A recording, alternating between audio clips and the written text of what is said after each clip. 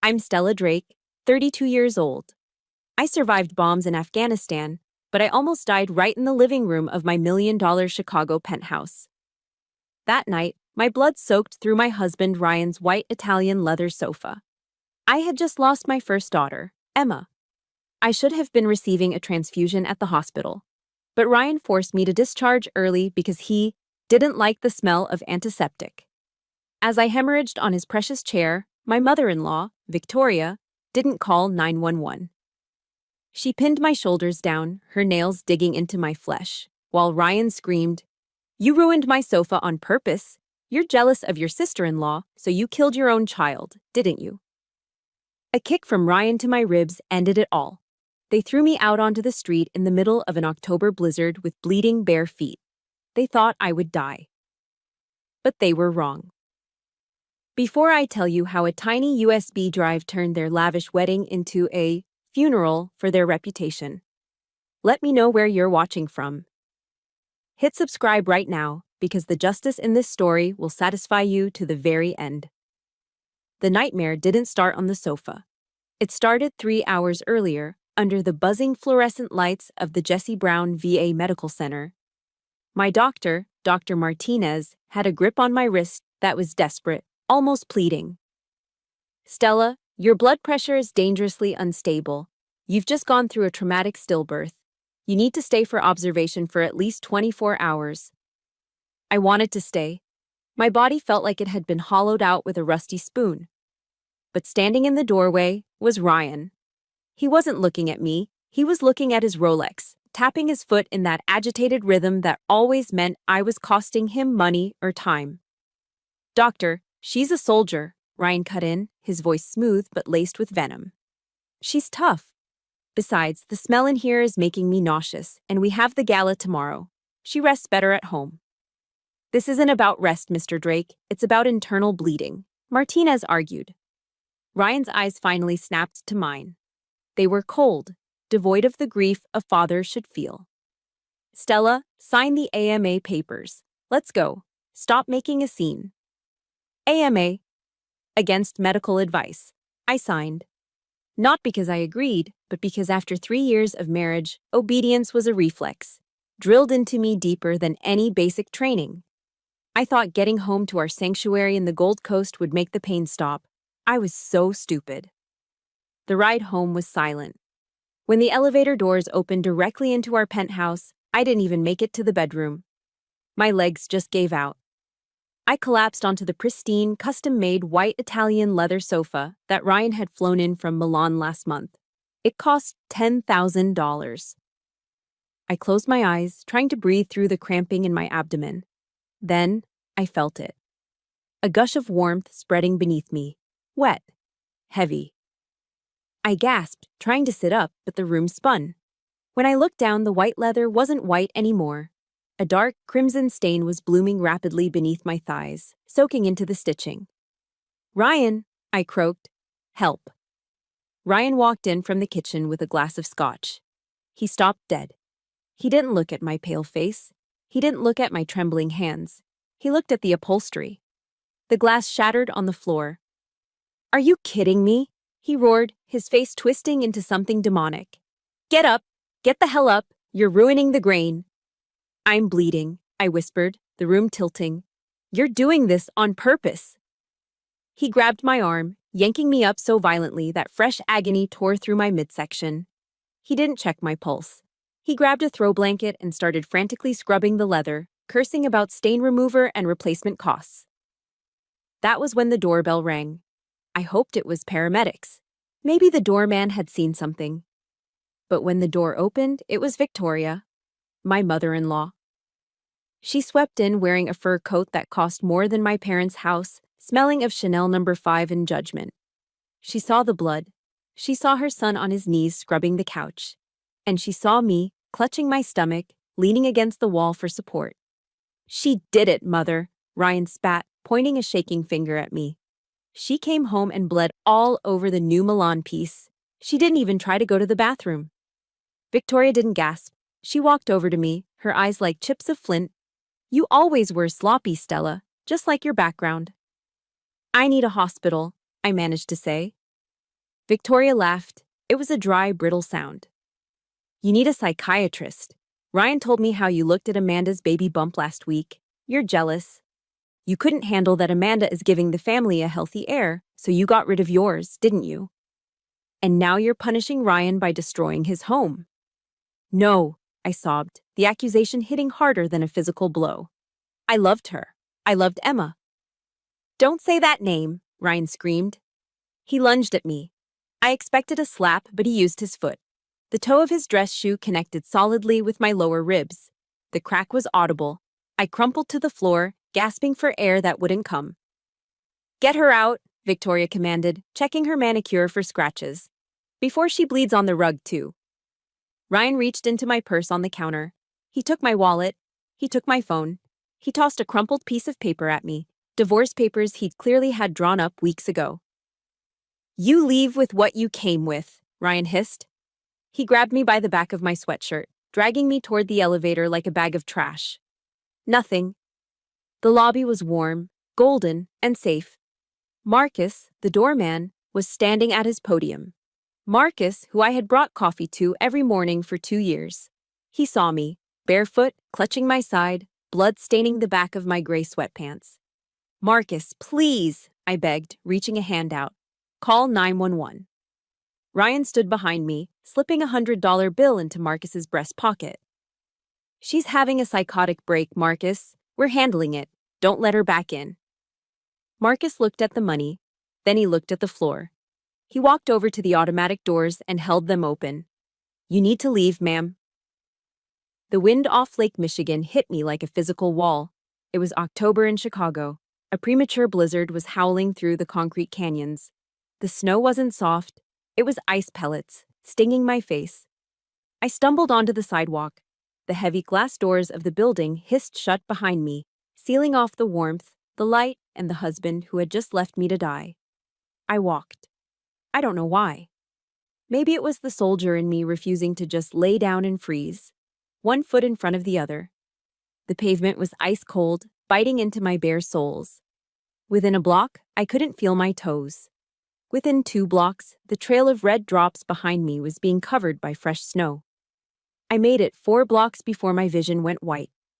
I fell to my knees near a street lamp, the cold seeping into my bones, numbing the pain in my ribs. I thought about Emma. At least I'll be with her soon, I thought. I closed my eyes, ready to let go. Then, a screech of brakes. A beat-up yellow cab swerved to the curb, tires crunching on the slush. The passenger door flew open. An older man, small and weathered, scrambled out. He wasn't wearing a uniform, just a thick, worn wool sweater. He saw the blood on the snow. He saw my bare feet. Oh my God, he whispered, his accent thick, maybe Vietnamese. He didn't ask for a fare. He didn't ask if I was crazy. He stripped off his own jacket and wrapped it around my shoulders. It smelled of stale tobacco and warmth. Miss, you get in. I take you. You safe now.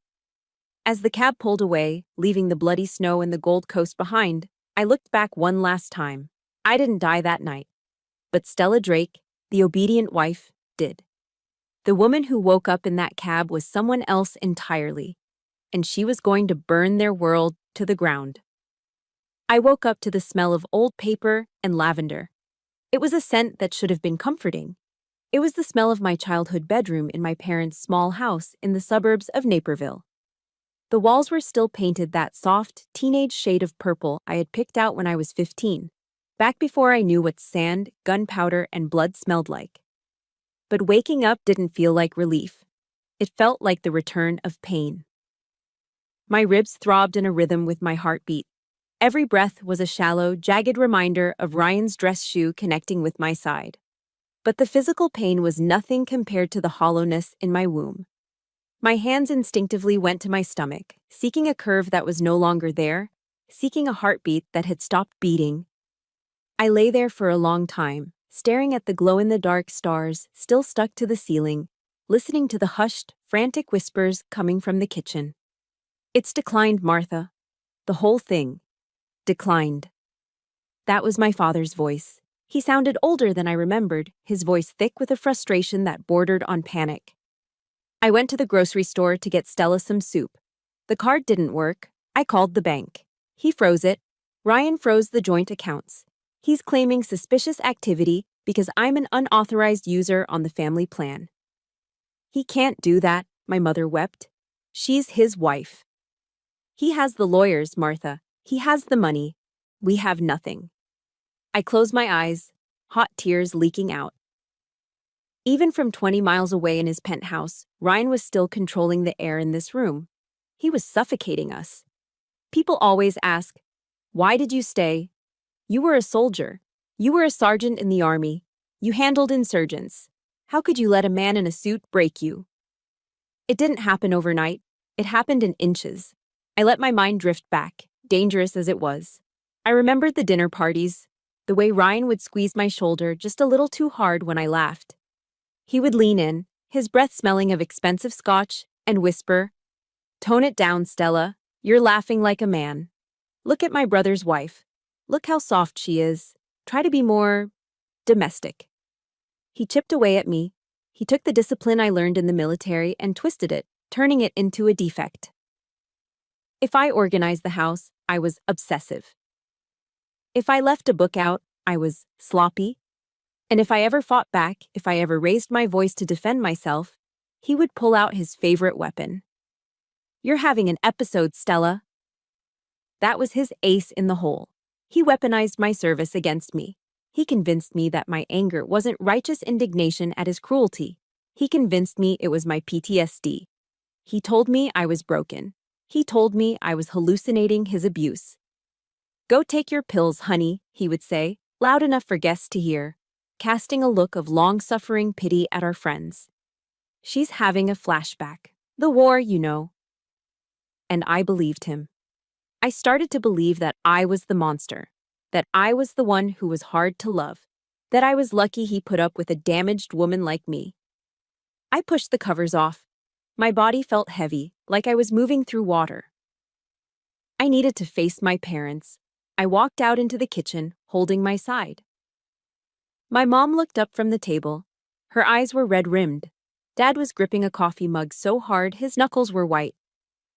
"Stella," Mom breathed, rushing over to help me sit. "You shouldn't be up." "Where is she?" I asked. My voice sounded like gravel. "Where is Emma? I need to know where her body is. I need to arrange a funeral." The silence in the kitchen was deafening. It was louder than the bombs in Kandahar. My father looked away, staring out the window at the gray, snowy street. My mother covered her mouth with her hand. "Mom," I whispered. He handled it, honey," Mom said, her voice trembling. "What do you mean, handled it?" "Ryan. He called us this morning," Dad said, his voice shaking with suppressed rage. "He said that in your delicate mental state, a funeral would be too triggering. He said you were a danger to yourself." My blood ran cold. "Where is my daughter?" "He had her cremated, Stella," Dad choked out. "This morning, private service, no guests." The world tilted. He had stolen her. He had stolen the only thing I had left. He had burned my child to ash without letting me hold her, without letting me say goodbye, all under the guise of protecting me from my own insanity. It wasn't protection. It was erasure. He wanted to erase the evidence that she ever existed, just like he was trying to erase me. I didn't scream. I think I had run out of screams. I stood up, ignoring the protest of my battered ribs, and walked into the bathroom. I locked the door. I looked at myself in the mirror. The woman staring back was a stranger. Her face was gaunt, gray. There was a yellowing bruise blossoming on her jawline. Her hair was matted. She looked like the victim Ryan said she was. "Is this it?" I asked the reflection. "Is this how Stella Drake ends? A cautionary tale? A crazy ex-wife who lost everything?" My eyes dropped to my left hand. The diamond ring on my finger glittered under the harsh bathroom light. It was a 3-carat rock that Ryan loved to show off at parties. "Look how much I love her," the ring said to the world. But on my finger, it felt like a shackle. It felt heavy. It felt like a lie. I remembered the girl who went to boot camp. I remembered the woman who carried a wounded private 2 miles to a medevac chopper while taking fire. Ryan had buried that woman under layers of gaslighting and manipulation. But she wasn't dead. She was just sleeping. I gripped the ring. My knuckles turned white. It was tight, stuck on my finger like a parasite. I pulled. It hurt. It scraped over the knuckle, taking a layer of skin with it. With a final tug, it popped off. I held it over the small plastic trash can next to the toilet. This ring could pay off my parents' mortgage. It could buy a new car. It was worth more than I had made in 3 years in the army. But it was blood money. I dropped it. It hit the bottom of the empty bin with a hollow clunk. I know I'm not the only one. I know there are people listening to this right now who have been told they are crazy for reacting to disrespect. If you have ever felt small because of someone else's words, or if you are fighting to find yourself again, please hit the like button right now. Leave a yes in the comments so I know I'm not alone in this fight. Your interaction is my strength. I looked back at the mirror. The woman looking back was still bruised. She was still grieving. But her eyes? The eyes were different. The fog was lifting. You are a soldier, I whispered to the glass, my voice steady for the first time in years. You didn't die in Kandahar. You didn't die on that white sofa. And you sure as hell won't die in this bathroom. I unlocked the door. The war had just begun. 14 months. That's how long it takes for the cells in your body to regenerate, or so I'd read in one of the medical journals I shelved at the library. Technically, I was a completely new person than the woman who had bled out on a white leather sofa. My life was quiet now. I liked quiet. I worked at the public branch on Fifth Avenue, organizing the nonfiction section. The smell of old paper and dust was safer than the scent of expensive cologne and ozone that used to permeate my life with Ryan. I lived in a studio apartment above a bakery. It was small. My entire living space could fit inside Ryan's master closet. But it was mine. I paid the rent with my own money. No joint accounts, no freezing assets. Just me. I still went to my VA support group every Thursday night. We sat in a circle on metal folding chairs, drinking bad coffee. We talked about loud noises, about the dreams that woke us up sweating, and about the civilians who didn't understand that the war doesn't end just because you're back on U.S. soil. I was healing, but I was brittle. Like a bone that had set slightly crooked. It was a Sunday morning in late October, crisp and bright. The kind of Chicago autumn day that tricks you into thinking winter isn't waiting around the corner to punch you in the teeth. I was at the farmer's market in Lincoln Square, trying to buy a jar of artisanal honey for my tea. The jar was on the top shelf of the vendor's stall. I reached for it with my right arm. Bad move. A sharp, hot spike of pain shot through my shoulder. The lingering souvenir of a rotator cuff injury from my second tour, aggravated by the night Ryan had kicked me. My arm seized. My fingers went numb. The glass jar tipped, wobbling precariously on the edge of the shelf. I gasped, bracing for the crash. For the sticky mess. For the vendor to yell at me the way Ryan used to yell when I was clumsy. But the crash never came. A hand, large, calloused, and dusted with fine sawdust, shot out and caught the jar mid-air. Got it, a deep voice rumbled. I turned around, clutching my throbbing shoulder. Standing there was a mountain of a man. He was wearing a red and black flannel shirt with the sleeves rolled up, revealing forearms that looked like they were carved out of oak. He had a scruffy beard and eyes the color of warm amber. He didn't look at me with pity. He didn't look at the scar on my chin, or the way I was guarding my side. He just looked at me. That's the good stuff, he said, handing me the honey. Wildflower. Worth the reach, but maybe not worth the rotator cuff, huh? I blinked, surprised. You know about rotator cuffs? He smiled and the skin around his eyes crinkled. I'm a carpenter. I work with my hands. I know what it looks like when a joint locks up. I'm Lucas. Stella, I said, taking the jar. My hand brushed his. His skin was rough, like sandpaper, but his touch was incredibly gentle. Nice to meet you, Stella. If you need help carrying that to your car, I'm headed that way. I've got a truck full of lumber that isn't going to unload itself. I usually said no. I usually ran away from men who offered help because help usually came with a price tag. But something about Lucas, maybe it was the sawdust, maybe it was the lack of pretense, made me nod. A week later, I found myself standing in front of his workshop. I had dragged my mother's old oak dining chair out of storage. One of the legs had snapped years ago, and Mom had been threatening to throw it out. I told her I knew a guy. Lucas's workshop smelled like cedar and beeswax. It was a chaotic symphony of tools, wood shavings, and half-finished furniture. He was standing at a workbench, running his hand over a piece of walnut that looked like it had been split down the middle. "You brought the patient," he said, not looking up, sensing my presence. I set the chair down. "It's probably trash. The leg is snapped clean through. My ex-husband would have used it for firewood." Lucas walked over. He knelt, inspecting the break. He didn't frown. He didn't sigh about the work.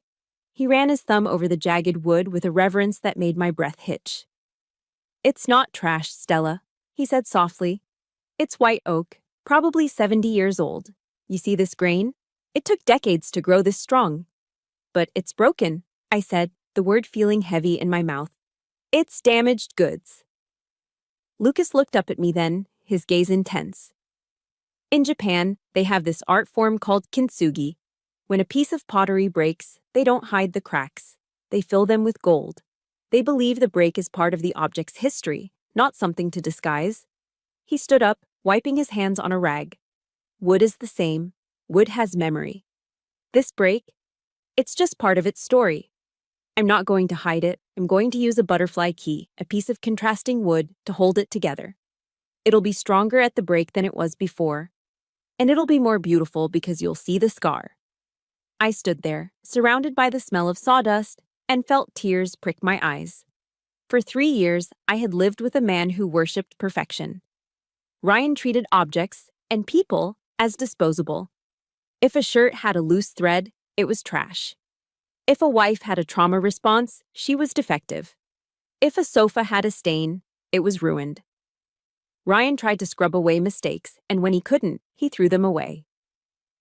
But here was Lucas, a man with dirt under his fingernails, telling me that the broken parts were the most valuable. He spent the rest of the afternoon fixing that chair. He didn't rush. He measured twice, cut once. He sanded the wood until it was smooth as silk. I watched his hands, strong, capable, patient. They were hands that built things, not hands that destroyed them. "Why are you spending so much time on this?" I asked as the sun began to set, casting long shadows across the workshop floor. "It's just an old chair." Lucas looked at me, blowing a puff of dust off the newly repaired leg. The butterfly key he had inserted was a dark walnut, standing out proudly against the pale oak. It looked like a badge of honor. "Because it deserves to be whole again," he said simply. He wasn't talking about the chair anymore. And as I looked at him, standing there in the golden hour light, I realized I wasn't looking at a carpenter. I was looking at the first thing in my life that felt real since I took off my uniform. Ryan had thrown me out because I was broken. Lucas was showing me that I could be rebuilt. And for the first time in a long time, the ice around my heart began to crack. Not from damage, but from the warmth of letting someone in. The plastic stick fell from my trembling fingers and hit the bathroom tile with a sharp clatter. 2 pink lines. In the movies, this is the moment the music swells. The woman gasps, tears of joy fill her eyes, and she runs to tell her partner. They spin around in a sun-drenched kitchen, planning nurseries and college funds. But for me, staring at that positive pregnancy test felt like staring down the barrel of a loaded gun. My knees gave out. I didn't fall gracefully. I crumbled, sliding down the wall until I hit the cold floor. I pulled my knees to my chest, curling into the tightest ball possible, trying to make myself disappear. My heart was hammering against my ribs, but it wasn't excitement. It was terror.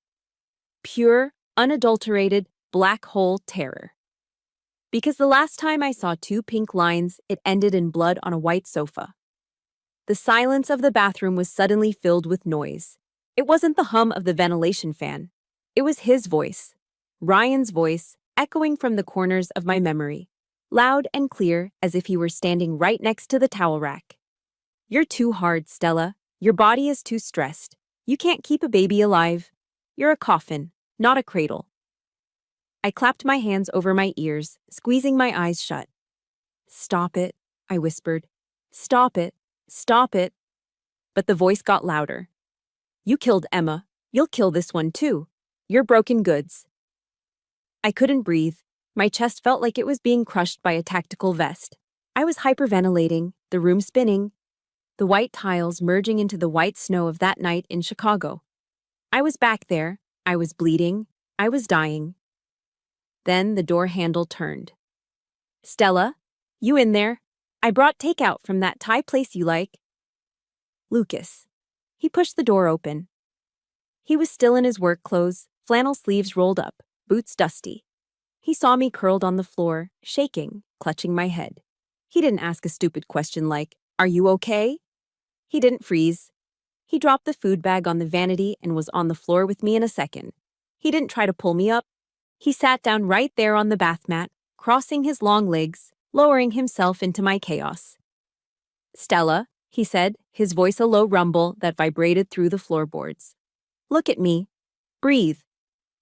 I shook my head, pointing a shaking finger at the test on the floor. I can't do it again, Lucas. I'm going to kill it." Ryan said I couldn't. Lucas looked at the test. Then he looked back at me, his amber eyes fierce. He took my face in his large, rough hands, forcing me to look at him. "Ryan is a liar," Lucas said. He enunciated every word, leaving no room for doubt. "Ryan is a sad, small man who wanted to control you. Listen to me. You are the strongest woman I've ever met. You survived a war. You survived him. You are not a coffin, Stella.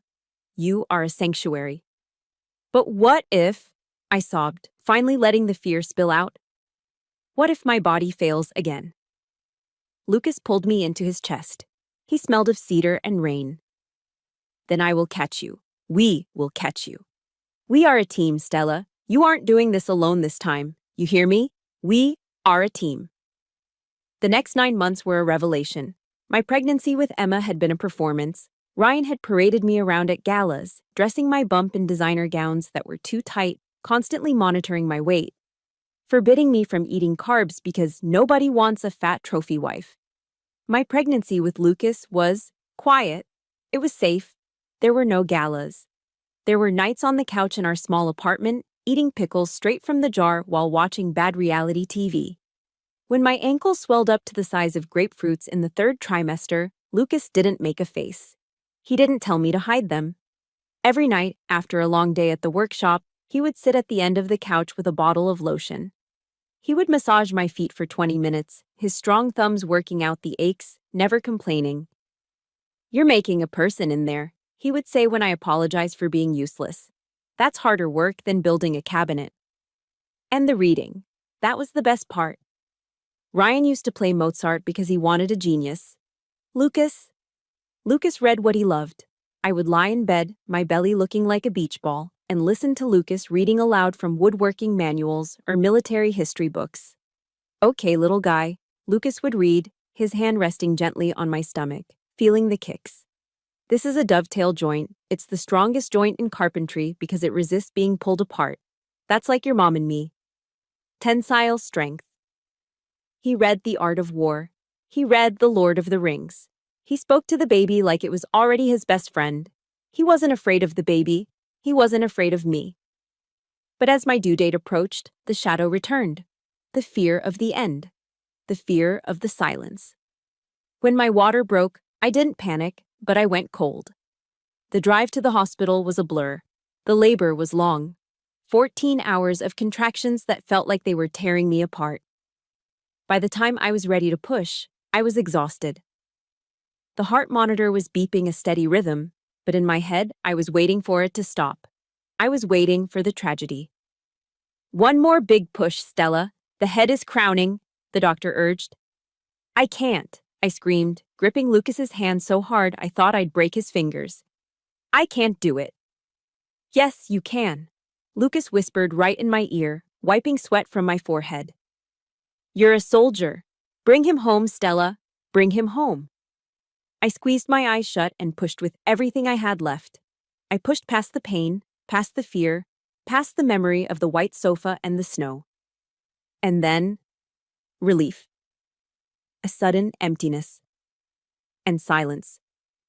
For 2 seconds, the room was silent. My heart stopped. I stared at the ceiling, waiting for the devastation. It happened again. I knew it. Then a sound cut through the air, a squawk, a gurgle. And then a loud, angry, beautiful wail. "It's a boy," the nurse announced. They placed him on my chest.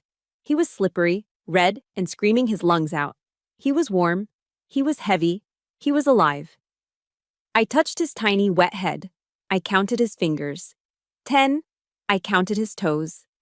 10. Lucas was crying. I had never seen him cry before. He kissed my temple, then he kissed the baby's head. "We did it," he choked out. "He's here." We named him Noah. In Hebrew, it means rest or comfort. But for me, looking at his scrunched-up face, he meant victory. I looked down at my body, this body that had been beaten, kicked, starved, and insulted. This body that Ryan said was broken. It had just performed a miracle. I wasn't damaged goods. I was a mother. And for the first time in my life, the ghost of Ryan Drake didn't have a damn thing to say. 15 months later, that silence would be broken, but not by me. And certainly not in the way Ryan expected. The leaves in Riverside Park were turning that burning shade of orange that always signaled the end of October in Chicago. It was a Tuesday afternoon, crisp and golden, the kind of day that made you forget, just for a moment, that the city would soon be buried under gray slush. I was pushing Noah in his stroller, though he was currently protesting the confinement. At 15 months old, Noah was a force of nature. He had Lucas's warm amber eyes and my stubborn chin. And he had recently discovered the sheer joy of walking, or rather, wobbling with intense determination. Okay, you win," I laughed, unbuckling the straps. "But you hold Mommy's hand. No chasing squirrels." Noah squealed, his little boots hitting the pavement. He grabbed my finger with his sticky hand, and my heart did that little flip it always did. This simple act of walking in the park without fear was something the old Stella, the one bleeding on the white sofa, couldn't have imagined. We turned a corner near the old stone bridge, heading toward the playground. But the path was blocked. A photography crew had taken over the walkway. There were silver reflectors bouncing the sunlight, an assistant holding a boom mic, and a photographer shouting directions like he was shooting for Vogue.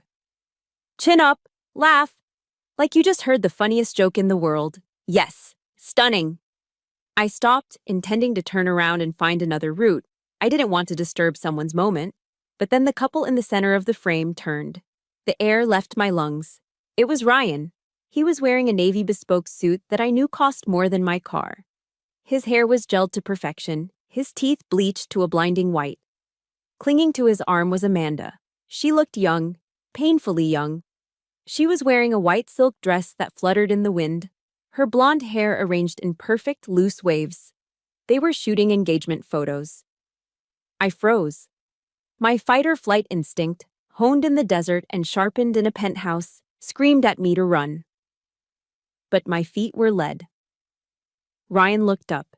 He looked past the photographer, past the reflectors, and his eyes locked onto mine. For a second, the mask slipped. The billionaire fiancé smile vanished, replaced by genuine, unadulterated shock. He scanned me. I knew what he was looking for.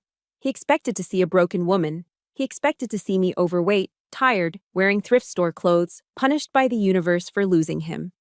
Instead, he saw me in fitted dark denim and a camel cashmere coat. He saw my hair, cut into a sharp, chic bob. He saw a woman who wasn't just surviving, but thriving. And then, he saw Noah. Noah, who was pointing at a duck and giggling, looking like a cherub in his little navy pea coat. Ryan's face didn't soften. It tightened. His eyes narrowed, calculating, processing, assuming. "Okay, beautiful. Let's get a solo shot of the bride by the water," the photographer yelled. Amanda squealed, "Oh, perfect." and trotted off toward the riverbank with the assistant. Ryan didn't follow her. He stepped over the cord of a lighting rig and walked straight toward me. I scooped Noah up instantly, holding him against my chest. He smelled like baby shampoo and milk, the scent of innocence. Ryan smelled like ozone and expensive aggression. "Stella," he said. He didn't say hello. He said my name like it was an accusation. "You look expensive." "Move, Ryan," I said, my voice steady. "We're leaving." He didn't move. He stepped closer, invading my personal space, looming over me the way he used to when he wanted to remind me who paid the bills. But I wasn't that woman anymore. I didn't flinch. He looked at Noah. He leaned in, staring at my son's face with an intensity that made my skin crawl. "He's staring right at me," Ryan murmured. "Look at that focus. Look at that brow." "He's a baby, Ryan. Stop staring." Ryan looked up at me, a twisted smirk playing on his lips. He looked smart, sharp, not like some dull-eyed laborer's kid. My stomach turned. He is Lucas's son, and he is smarter than you will ever be. Ryan let out a short, barking laugh. "Please, I've seen your carpenter. The guy smells like sawdust and poverty. You expect me to believe that he produced this?" He gestured vaguely at Noah. "This kid has poise. He has Gold Coast genes, Stella." My genes. The delusion was breathtaking. It was classic Ryan. He couldn't conceive of a world where something good didn't belong to him. He couldn't imagine that a man who worked with his hands could create something beautiful. "You're delusional," I spat, stepping back. "We have nothing to do with you." Ryan's eyes went dark. The charm was gone completely now. "Did you lie to me?" he hissed, his voice dropping to a menacing whisper. "Did you fake that miscarriage? Did you steal my son and hide him away just to spite me? Because that's exactly the kind of petty, vindictive thing you'd do." "I bled out on your couch, Ryan," I hissed, keeping my voice low so Noah wouldn't be scared. "You kicked me while I was losing my child. Do not rewrite history." "I kicked a hysterical woman who was ruining my property," he countered smoothly, as if reciting a fact. "But this..." He looked at Noah again, a hunger in his eyes that terrified me. It wasn't love, it was the look of a man seeing a trophy he forgot to claim. "I can give him the world, private schools, Ivy League. What can the carpenter give him? Splinters? He gives him a father," I said, my voice shaking with rage. "Something you don't know how to be." "Ryan, babe, come get in the shot." Amanda called from the riverbank, waving happily, oblivious to the fact that her fiancé was currently undressing my life with his eyes. Ryan didn't break eye contact with me. "This isn't over, Stella. I don't like other people playing with my toys." He turned on his heel and walked back to his perfect, fake life, slipping his arm around Amanda's waist and flashing that $1,000,000 smile for the camera. I turned and walked. Fast. I didn't stop until we were 4 blocks away, my heart hammering against my ribs like a trapped bird. Noah patted my cheek, sensing my distress. "Mama?" "It's okay, baby," I whispered, kissing his soft hair. "Mama's got you." But the peace was shattered. The monster wasn't under the bed. He was in the park. That night, I put Noah down in his crib. I checked the window lock 3 times. I sat in the living room with the lights off, waiting for Lucas to get home from a late install.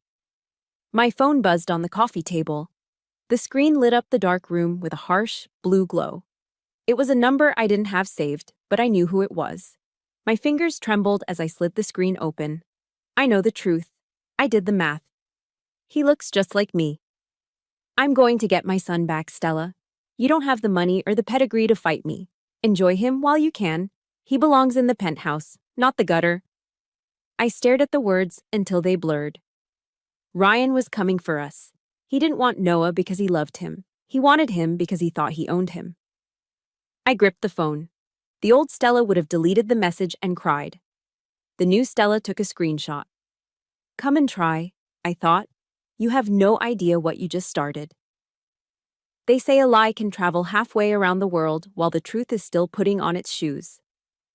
In the Gold Coast of Chicago, lies didn't just travel, they flew first class. Within 24 hours of our encounter in the park, my phone became a grenade I was afraid to touch. It started with a barrage of texts from people I hadn't spoken to since the divorce. Fair weather friends who had sided with the money. Stella, is it true? Do you really have Ryan's son? I heard you hid the pregnancy because of your PTSD. That's kidnapping, you know. Ryan is devastated. How could you be so cruel? Ryan was working overtime. He wasn't just telling people I had a child. He was crafting a narrative where he was the grieving, alienated father and I was the unstable, war-damaged ex-wife who had stolen his heir out of spite.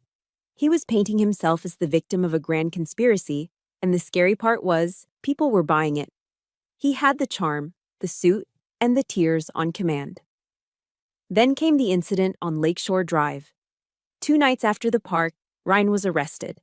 He wrapped his Porsche around a light pole at 2:03 m. His blood alcohol level was twice the legal limit. In a normal world, a DUI would be a mark of shame. It would be evidence of a spiral. But Ryan Drake didn't live in a normal world. He lived in a spin cycle. According to the tabloids and the grapevine, Ryan didn't crash because he was a drunk. No, he crashed because he was distraught. I saw the interview Amanda gave to a local gossip blog. She stood outside the police station where she had just bailed him out, looking tearful and supportive. Ryan is going through a lot, she told the reporters, clutching his arm protectively. He just found out he has a son he never knew about. He's grieving the time he lost. He drank to numb the pain of a father's broken heart. Please, give us privacy as we fight to bring his boy home. I threw my phone across the sofa. He's a genius, I whispered, my voice trembling with rage. He turned a DUI into a sympathy tour. Now he's not a criminal, he's a martyr. Lucas was in the kitchen, aggressively chopping vegetables for dinner. The knife hit the cutting board with a little more force than necessary. He's a snake, Stella, and snakes eventually eat their own tails. But before the snake ate itself, it was trying to swallow us. The next morning, the legal assault began. I was at the library, shelving books in the biography section, when a man in a cheap suit walked in. He didn't look like a patron. He looked like trouble. He scanned the room, spotted me, and walked over with a smarmy grin. Stella Drake? It's Stella Miller now, I said, my stomach dropping. You've been served. He shoved a thick manila envelope into my hands and walked away before I could breathe. I opened it right there in the aisle. It was a petition for a court-ordered DNA test, a paternity suit. Ryan was suing for emergency custody pending the results. The language in the document was brutal. It claimed I was mentally unfit, historically unstable, and living in substandard conditions that endangered the child. I went straight to Lucas's workshop. When he read the papers, his face went dark. The veins in his neck bulged. He crumpled the paper in his fist, the sound of tearing paper echoing in the quiet shop. I'm going to kill him, Lucas growled, grabbing his truck keys. I'm going to drive down there and rearrange his perfect teeth. No! I blocked the doorway. My heart was racing, but my head was clear. That's exactly what he wants, Lucas. He wants you to lose your temper. He wants a police report saying you're violent. If you hit him, we lose Noah. We have to do this the right way. We use the law. The law, Lucas shouted, slamming his hand against the doorframe. The law costs money, Stella. Ryan has millions. We have a checking account and a prayer. He can bleed us dry in court fees before we even get to a judge. He was right. We were bringing a knife to a nuclear war. I felt the walls closing in. The lies, the money, the lawyers, it was a tsunami. And we were standing on the shore with nothing but sandcastles.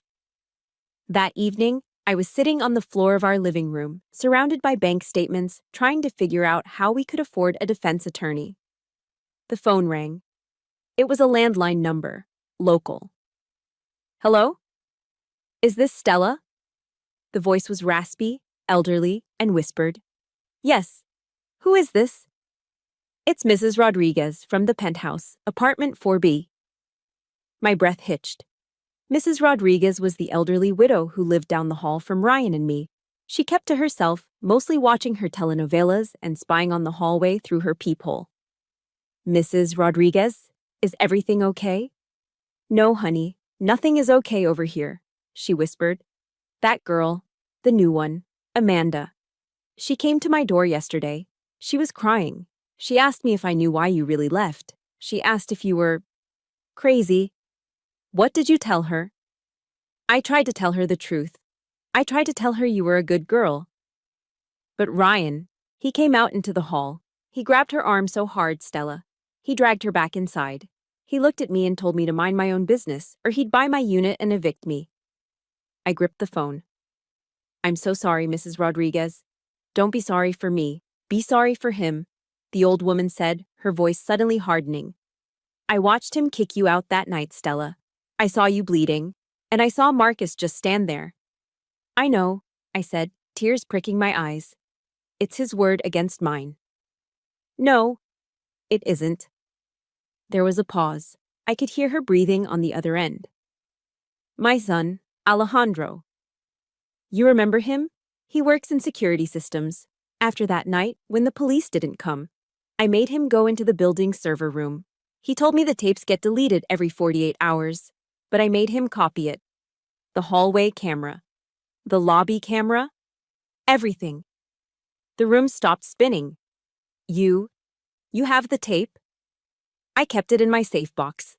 I thought maybe one day you would need it, or the police would come asking. But nobody came. I was scared of Ryan. But seeing that girl yesterday, seeing the fear in her eyes, I can't let him do it again. I sent a package to your parents' address on file. It should be there today. Mrs. Rodriguez, I choked out, unable to speak. Burn him down, Chica, for all of us. The line went dead. I drove to my parents' house faster than I should have. The package was there, sitting on the porch, a small padded yellow envelope. I sat in my car and tore it open. Inside was a single black USB drive. It looked so small, just a piece of plastic and metal. But as I held it in my palm, it felt heavy. It weighed as much as my grief. It weighed as much as every lie Ryan had ever told. This wasn't just evidence. This was the end of the narrative he had spent 3 years building. He thought he was fighting a war of words. He didn't know I had just been handed a nuclear bomb.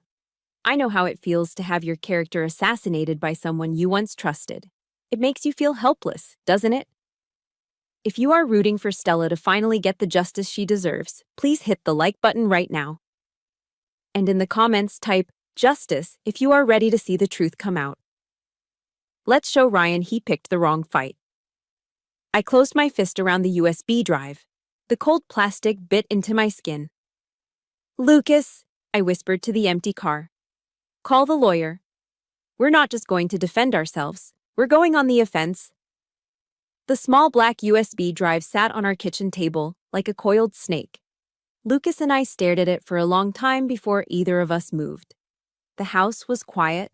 Noah was down for his nap, blissfully unaware that his mother was about to open a portal to hell. Are you sure you want to watch this? Lucas asked, his hand hovering over my laptop. We can just give it to the lawyers. You don't have to relive it. I need to see it, I said, my voice steady. I need to know exactly what Amanda is going to see. I plugged it in. A window popped up. One file, lobby cam OCT12.mp4. I clicked play. The video was grainy and black and white, stamped with the date and time, 10:43 p.m. But the image was terrifyingly clear. I saw the elevator doors open. I saw a woman, me, but broken, stumbling out, clutching her side. I saw the dark stains on her sweatpants. Then, I saw Ryan. He was dragging me by the arm, his face twisted in a snarl that the silent footage made even more grotesque. Then came the moment that made Lucas turn away and punch the wall. On the screen, I fell to my knees. Ryan didn't help me up. He kicked me. It was a sharp, vicious motion, right into the ribs I was holding. Then Victoria stepped into the frame, pointing a manicured finger at my face, her mouth moving in a silent scream. Finally, Marcus the doorman held the door open, and they shoved me out into the blinding white static of the blizzard. I watched myself crawl away. I didn't cry. Tears were for victims. I wasn't a victim anymore. I was a prosecutor building a case. He told everyone I was having a psychotic break, I whispered, pulling the drive out. He told them I ran away. This proves he threw me out like garbage. But a video alone wasn't enough. Ryan could claim it was doctored. He could claim self-defense. I needed a witness, and I knew exactly who to target. The email from Amanda had come through my encrypted personal account that morning. It wasn't friendly. It was professional, curt, and desperate.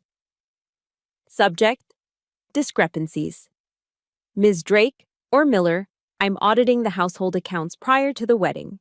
I see withdrawals labeled legal retainer and PR crisis management dating back to October 3 years ago. Ryan says you extorted him. I need to verify the ledger. Meet me at the Wormhole Coffee in Wicker Park. 2 p.m. Alone. She wasn't coming as a fiancée. She was coming as a forensic accountant. She was following the money. I arrived at the Wormhole 15 minutes early. It was a hipster spot full of 80s memorabilia and people typing screenplays on MacBooks. It was neutral ground, far from the Gold Coast country clubs where Ryan held court. I chose a table in the back. I didn't bring a weapon. I brought a manila folder. Amanda walked in at 2 p.m. sharp. She looked tired. The glow I had seen at the park was gone, replaced by the tight-lipped tension of a woman who hasn't slept in days. She wore a trench coat and oversized sunglasses, checking over her shoulder as she entered.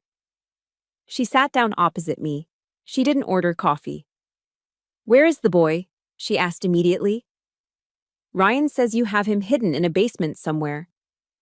"Noah is at home with his father," I said calmly. "And his father is Lucas." Amanda crossed her arms. "Ryan says Lucas is a cover. He says you were pregnant when you left. He says you stole his heir." I opened the folder. I didn't yell. I didn't get emotional. I slid the first piece of paper across the table. "This is Noah's birth certificate," I said. "Look at the date of birth, then look at the date of conception." Amanda picked it up. Her eyes scanned the numbers. She was an accountant. Math was her language. "Noah was conceived 14 months after I left Ryan," I explained, watching her process the timeline. "Unless Ryan has developed the ability to impregnate women via telepathy from across the city, that child is biologically impossible to be his." Amanda frowned. The math didn't lie. "But he was so sure. He cried, Stella. He told me he remembered you looking pregnant before you ran away." "I looked pregnant because I had just given birth to a stillborn daughter, Amanda," I said, my voice dropping an octave. I slid the second document across. "These are my discharge papers from the VA hospital. And these," I pointed to the gruesome photos attached to the medical report, "are the x-rays of my ribs from the night I ran away. Blunt force trauma. Fractures consistent with a kick." Amanda stared at the x-rays. Her hand went to her mouth. "He told me you fell. He said you were having a PTSD episode and fell down the stairs." "I lived in a penthouse, Amanda. We had an elevator." She went silent. I could see the wheels turning.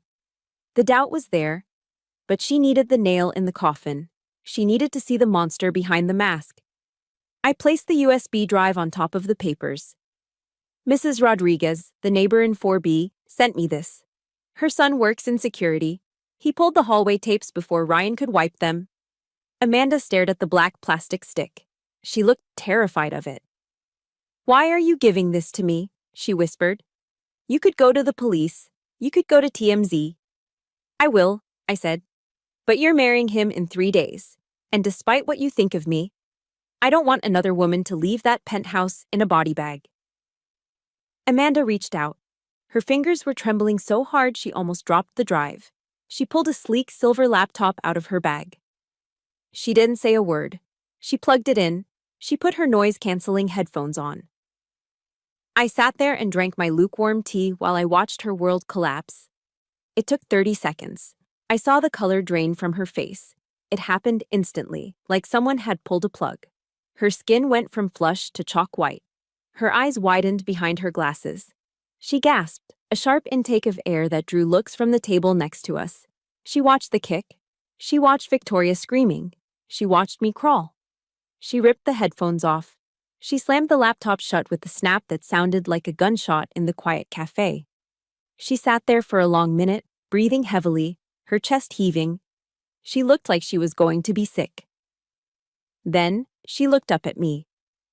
The hostility was gone. The suspicion was gone. In her eyes, I saw the same look I'd seen in the mirror 3 years ago. The look of a woman who realizes she's been sleeping next to a predator. "He told me he bought that sofa the week after you left," she whispered, her voice shaking. "He said he wanted a fresh start. But he bought it to replace the one you bled on." "Yes," I said. Amanda reached across the table. Her hand was ice cold, but her grip was firm. She squeezed my hand. "I signed a prenup," she said, her voice shifting from fear to a cold, calculating resolve. "It has a fidelity clause and a morality clause. If he commits a crime or causes public scandal, I get everything: the ring, the apartment, the assets." She looked at the USB drive again, then she looked at me. "Can I keep this?" she asked. I nodded. "It's yours." Amanda stood up. She buttoned her coat. She didn't look like a victim anymore. She looked like a forensic accountant who had just found the discrepancy that would bankrupt the CEO. "I'm sorry I believed him," she said, her voice hard as diamond.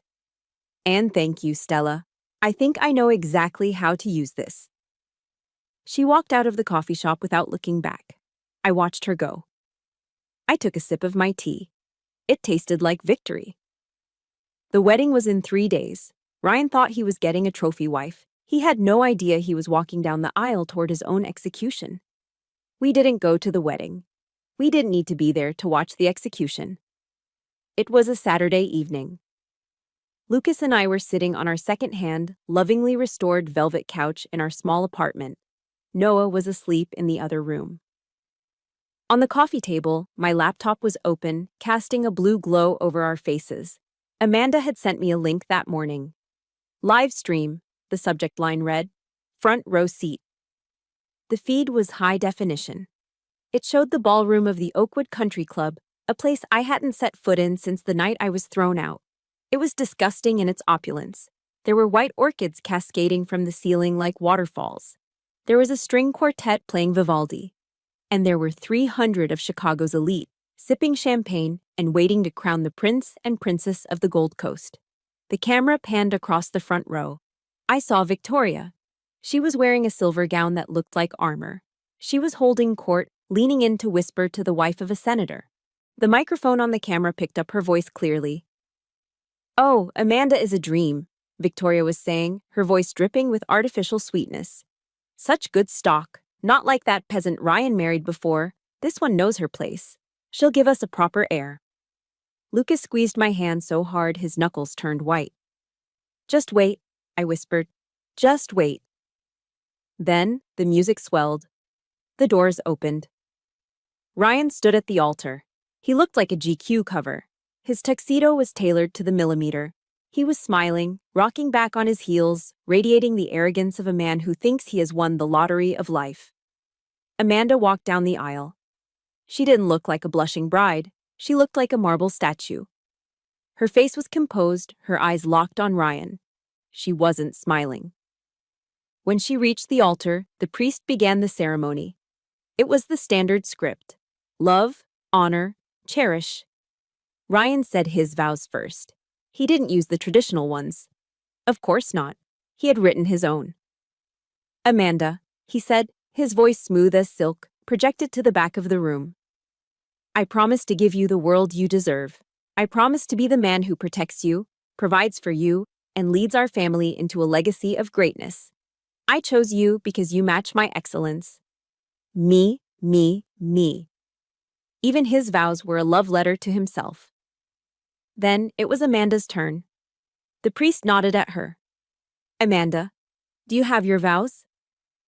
Amanda reached into the bodice of her dress, but she didn't pull out a piece of paper. She pulled out a microphone. She had grabbed the handheld one from the stand. She turned to face the audience first, then turned back to Ryan. "Ryan," she said. Her voice wasn't shaking. It was clear, cold, and amplified by the speakers in every corner of the ballroom. "You told me you loved me because I was smart. You said you wanted a wife who pays attention to the details. Ryan's smile faltered slightly. He looked confused. Babe, what are you doing? I'm paying attention to the details, Ryan, she continued. She reached into her pocket and pulled out her phone. You promised to protect me, but I was curious about how you protected your last wife. A ripple of murmurs went through the crowd. Victoria stood up halfway in her seat. Amanda, Ryan hissed, stepping forward. Put the phone away. You're hysterical. I'm not hysterical, she said. I'm reading. She held the phone up. October 12th, 10:45 p.m. This is a text message sent from Ryan Drake's phone to his wife, Stella, 20 minutes after she suffered a stillbirth. The room went dead silent. Even the waiters stopped moving. Amanda read the words. She enunciated every syllable. You ruined my sofa. You bleed on everything you touch. Do the world a favor and disappear. Don't come back. Ryan's face went pale. That's a lie. She hacked my phone. This is... And just so we're clear on the context, Amanda interrupted, her voice rising over his. I thought you all should see why she was bleeding. She pointed a remote control at the massive projector screen behind the altar. It was meant to display a montage of their love story photos. Instead, the screen flickered to life with a grainy, black-and-white video. I watched on my laptop as 300 people simultaneously gasped. The video played in silence, which made it worse. On the screen, giant-sized, Ryan Drake grabbed a woman by the hair.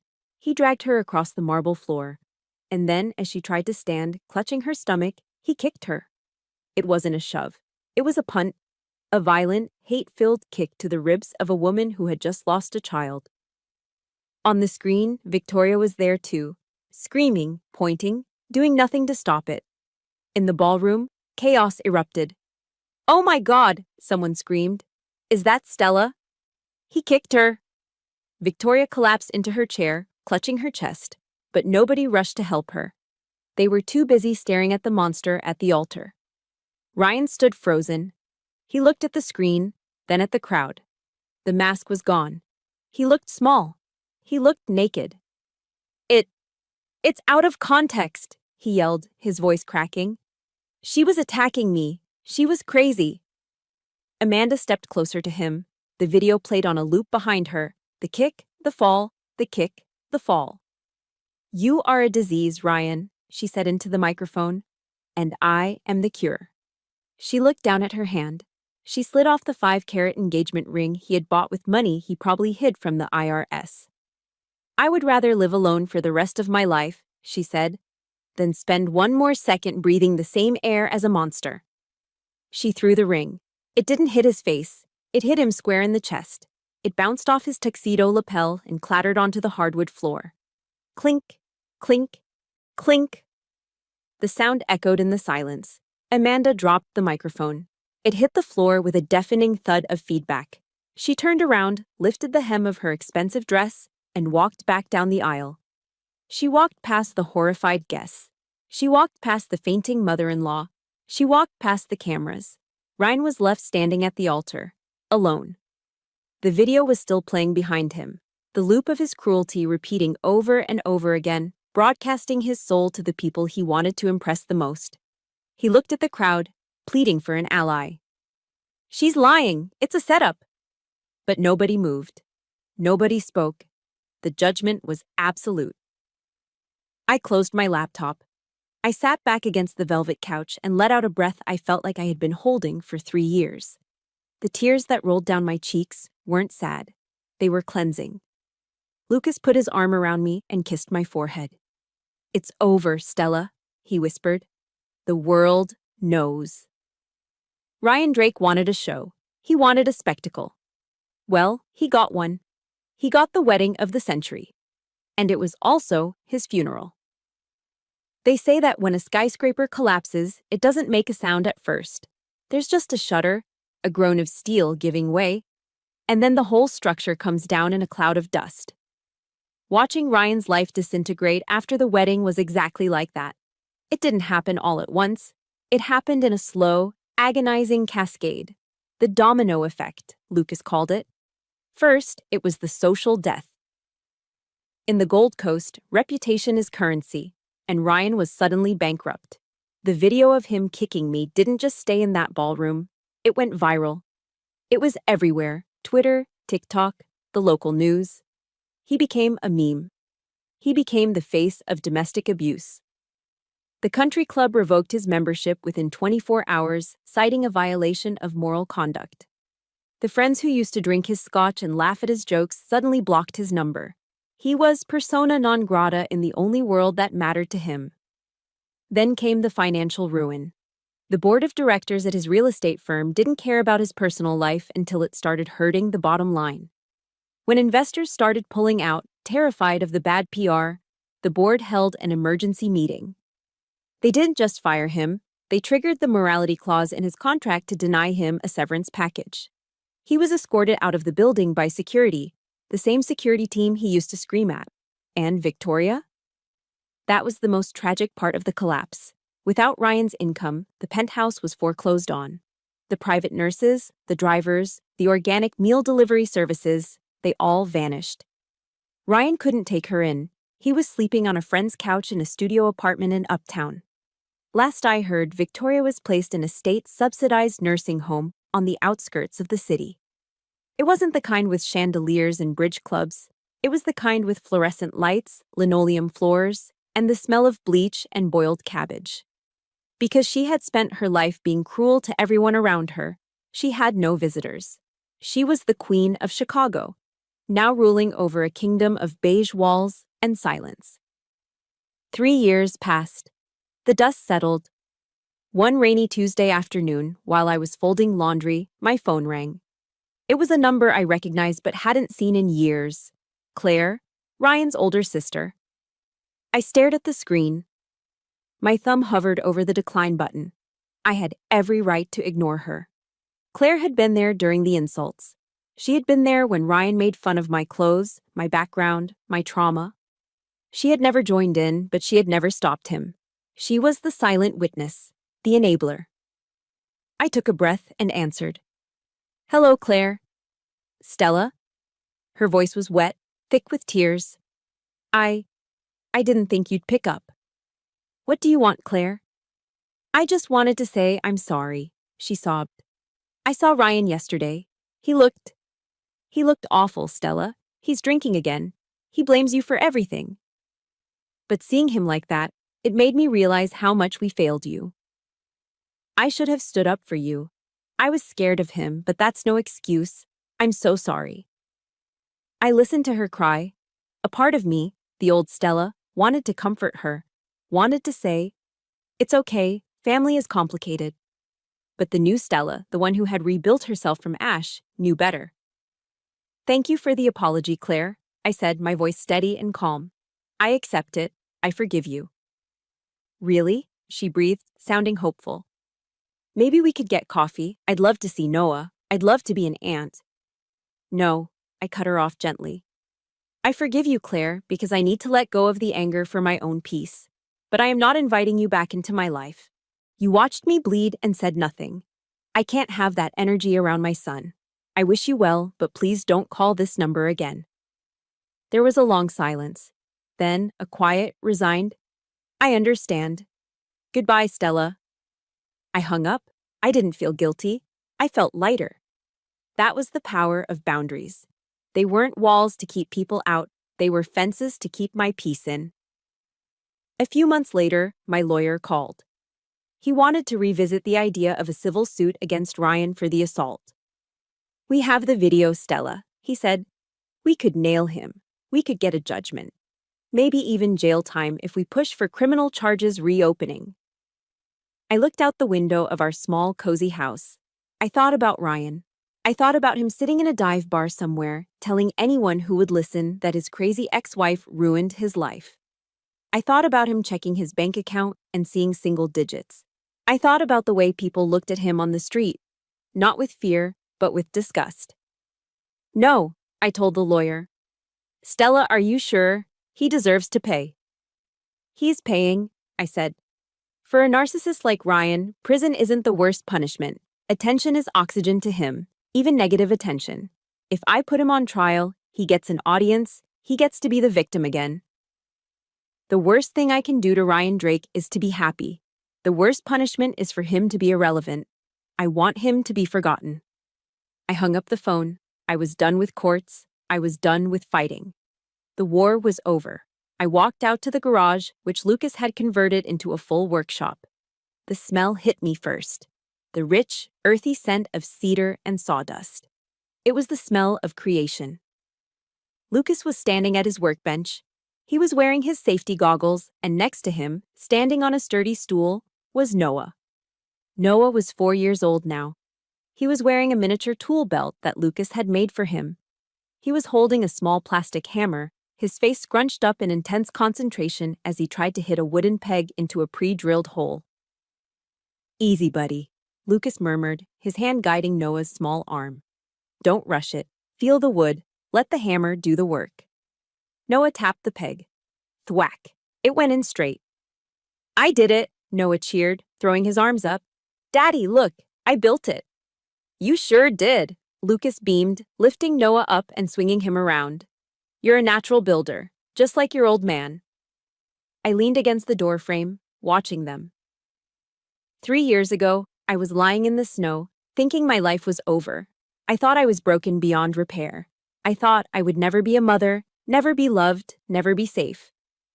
But looking at them, my husband, strong and kind, my son, happy and whole, I realized the truth. Ryan had tried to break me, but all he did was clear the site so I could build something better. Lucas looked up and saw me. He smiled, that warm, easy smile that still made my knees weak. "Hey, beautiful. We're making a treasure box. Noah says he needs a place to keep his cool rocks." "It looks perfect," I said, walking over to join them. I kissed Lucas. I kissed the top of Noah's head. I didn't need a penthouse. I didn't need a white leather sofa. I had a treasure box full of rocks, a workshop full of sawdust, and a heart full of peace. And that was a victory sweeter than any revenge. 3 years is a lifetime. In 3 years, your cells regenerate, your hair grows out, and the sharp edges of a jagged memory finally start to smooth down into something you can hold without bleeding. I was standing in the produce aisle of Whole Foods in Lincoln Park, debating between organic kale and spinach, when a cart bumped gently into mine. "Oh, excuse me, I wasn't looking where I was." The voice stopped. I looked up. Standing there, wearing yoga pants and a messy bun, holding a carton of oat milk, was Amanda. But she didn't look like the terrified, couture-wearing statue I'd seen walking down the aisle at the country club. She looked real. There were laugh lines around her eyes that hadn't been there before. She looked tired, but it was a good kind of tired, the kind that comes from living, not from hiding. And she wasn't alone. Strapped into the seat of her cart was a toddler, a little girl with curly hair and bright, curious eyes munching on a cracker.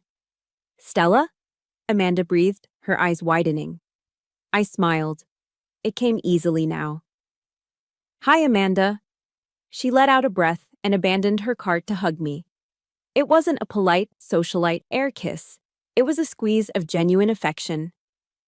When she pulled back, she looked down at the little girl. "Stella, I want you to meet Sophie," Amanda said, her voice soft with pride. "I adopted her last year. The process was long, and being a single mom is, well, it's chaos. But it's my chaos." "She's beautiful," I said, waving at Sophie, who hid her face behind a cracker. "She saved me," Amanda whispered, looking at me with an intensity that cut through the noise of the grocery store. "But you saved me first. If you hadn't walked into that coffee shop, if you hadn't given me that USB drive, I would be trapped in that penthouse right now. I would be hollow." "You saved yourself, Amanda," I corrected her. "I just gave you the flashlight. You were the one brave enough to walk out of the dark." We talked for 20 minutes, blocking the aisle, ignoring the annoyed looks from other shoppers. We talked about preschools and pediatricians. We didn't talk about Ryan. He was a ghost story we had both finished reading. When we parted ways, she promised to call. And for the first time in history, I knew she meant it. I drove home with my kale, thinking about how strange life is. The woman who was supposed to be my replacement had become my friend. We were two soldiers from opposing sides of a war that neither of us started, finding peace in the aftermath. When I got home, the house was buzzing with activity.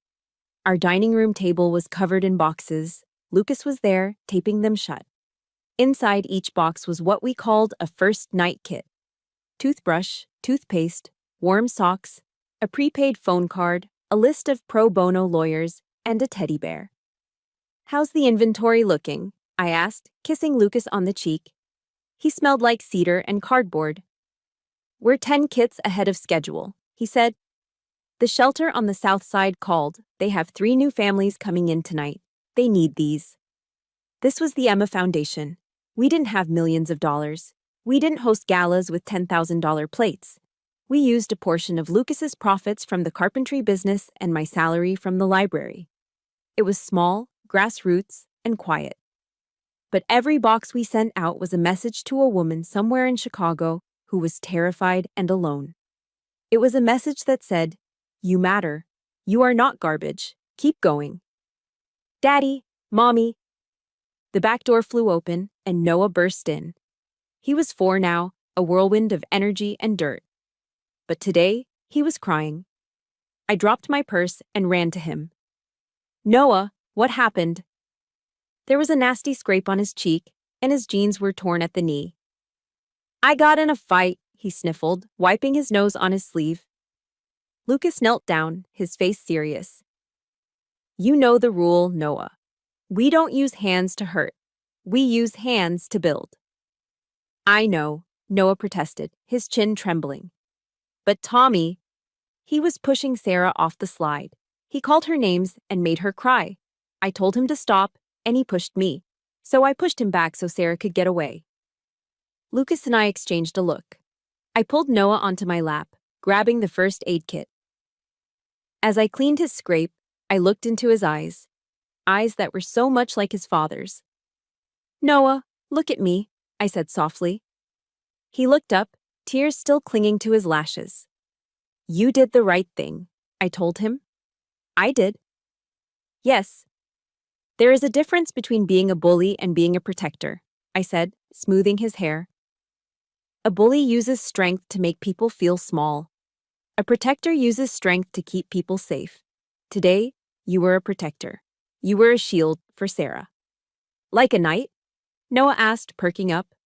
"Better than a knight," Lucas added, wrapping his large arms around both of us. "You were a good man." That night, a blizzard rolled into Chicago. It was fitting. The story had started with a blizzard 3 years ago. Back then, the snow had been an enemy. It had been the cold, white blanket that threatened to freeze me to death on the sidewalk. But tonight, inside our small, sturdy house, the snow was just scenery. I sat in the living room after the boys had gone to sleep. I was sitting in the oak chair, the one with the butterfly key repair that Lucas had fixed the day we met. It was my favorite spot in the world. I held a mug of hot lavender tea in my hands, letting the steam warm my face. Outside the window, the wind howled, whipping the snow into a frenzy against the glass. But inside, the fire was crackling. The house settled with creaks and groans that sounded like a lullaby. I thought about the scar on my ribs. It was still there, a faint silver line. It used to ache when it rained. Now, it only reminded me of what I could survive. I thought about Brené Brown, whose books I had devoured during my recovery. She wrote, "We can't choose what happens to us, but we can choose how to write the ending." Ryan chose his ending. He chose bitterness, ego, and isolation. And I chose mine. I took a sip of the tea. It was sweet, warm, and comforting. I wasn't the girl who bled on the white sofa anymore. I wasn't even the soldier who fought in the desert. I was Stella. I was a wife, a mother, a friend, and a builder. I looked at the reflection in the dark window. The woman staring back wasn't haunted. She was whole. The storm raged on outside, burying the city in white. But for the first time in my life, I wasn't afraid of the cold. I had built my own fire, and it was going to burn for a long, long time. Thank you for walking through the storm with me. My story ends here, but I know for many of you, the fight is still going on. If you are currently sitting in the dark, wondering if the sun will ever rise again, please listen to me. You are not broken. You are just under construction. If my journey gave you a spark of hope today, please honor it by hitting the subscribe button and sharing this story with someone who needs to be reminded of their strength. Let's build a family right here in the comments. You are never alone. Stay warm.